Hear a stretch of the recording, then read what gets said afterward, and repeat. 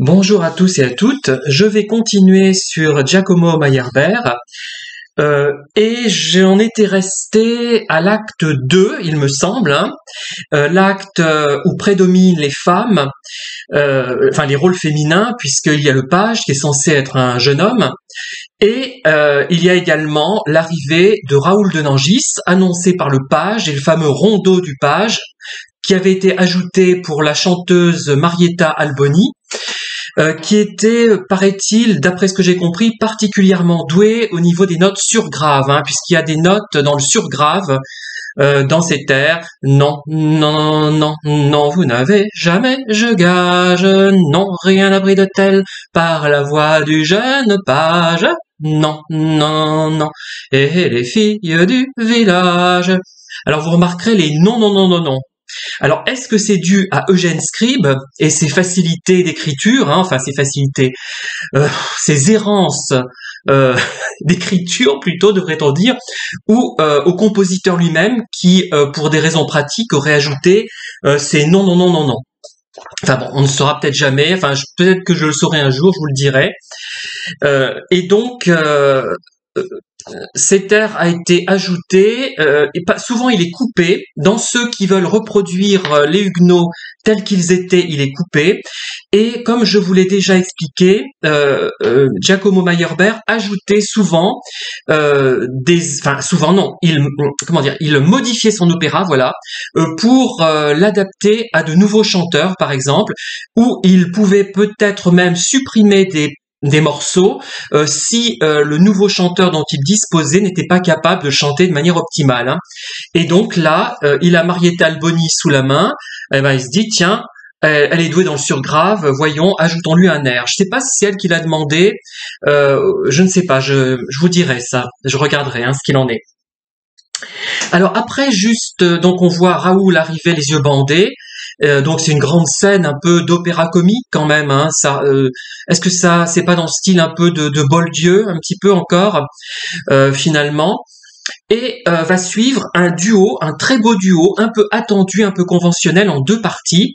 Alors, ce duo montre un petit peu le côté peut-être superficiel de Raoul de Nangis. À peine a-t-il rompu avec Valentine, finalement. Enfin, oui, finalement, qu'il se jette littéralement sur la reine Marguerite. Alors, puisque ça commence comme ça. Beauté divine, enchanteresse, oh, vous qui régnez en ces lieux. La la la la la la la la la la la la la la la la la ou dans les cieux. Suis-je sur terre ou dans les cieux? Parlez, non, non. Ça commence comme ça. Ça commence de manière idyllique, on va dire. C'est à la fois un peu conventionnel, mais très esthétique, je trouve. Ce duo, il est très attendu, enfin attendu dans le sens où il est presque téléphoné, comme on dirait. Voilà. Donc, peut-être que Raoul a un caractère un peu inconséquent, à moins que ce soit le librettiste qui n'ait pas suffisamment travaillé sa partition, parce qu'il a fait énormément d'œuvres. Et enfin, moi, je suis un peu dans son cas, j'en fais beaucoup, j'écris beaucoup, et je laisse parfois des coquilles, mais il me semble que je relis soigneusement mes productions quand même. Donc, il y a ces deux. Après, Marguerite donc répond de l'objet de sa tendresse, je conçois le trouble amoureux qu'il a de grâce. La la la la la la la la la la la la la la. En aucun temps n'eût choisi mieux. Et après, donc, il y a cette partie un peu idyllique et plutôt calme. Et ensuite, elle commence, Marguerite de Valois, par « Ah, si j'étais coquette. Ah, si j'étais coquette, pareille conquête, etc. » Donc là, c'est plus enlevé. et peut-être plus, et là elle se révèle un peu plus, elle est un peu plus olé olé, hein, mais ça reste quand même la bonne fée qui est séduite, mais qui en reste aux aspects, on va dire, platoniques, l'amour platonique, là, c'est enfin même non pas platonique, puisque c'est pas forcément l'amour de l'esprit, c'est l'amour aussi du corps de ce Raoul de Nangis, finalement, ça ne se concrétise pas, parce que justement elle ne veut pas compromettre l'union entre Raoul et Valentine, hein. Valentine qui est dans cet opéra la véritable héroïne finalement, celle qui a un acte, enfin un rôle, comment on pourrait le qualifier, c'est une actrice, elle agit.